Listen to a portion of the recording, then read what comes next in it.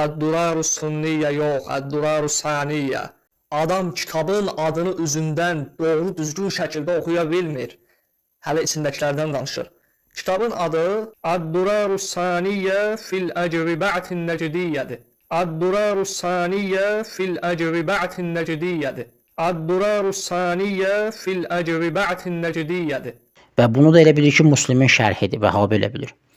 Və 5 dənə sözdən ibarətdir bu kitabın adı. Əd-Durarus Saniyyətu fil Əcvibətin Nəcdiyyə. 5 dənə sözdür. Əd-Durar Əs-Saniyyə fi Əl-Əcvibə Ən-Nəcdiyyə.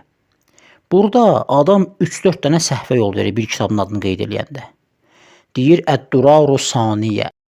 Əd-Durarus Sunniyyə yox, Əd-Durarus Saniyyə. Kitabın adı Əd-Durarus Saniyyə fil Əcvibətin Nəcdiyyədir. Əvvəla Əd-Durarus Saniyyə deyil.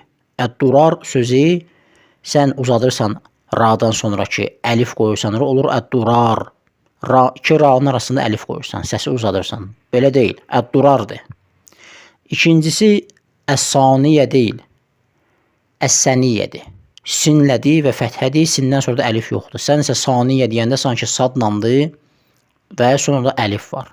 Bu ikinci səhvidir və fil Əcvibətin Nəcdiyyə sözündə də deyir fil Əcvibətin Nəcdiyyə. Yəni sanki bədən sonra bir dənə ayn da qoyub ora.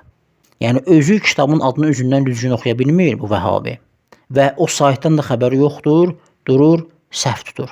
İndi özün ki deyirsən, ha, kitabın adını düzgün oxuya bilməyən adamdan elm götürmək olarmı? Bu cür bir söz işlədirsən. İndi həmin sözü özün haqqında işləd. Utan, xəcalət çək, kanalımı da yığışdır. Bundan sonra ümumiyyətlə çıxıb bir də danışma.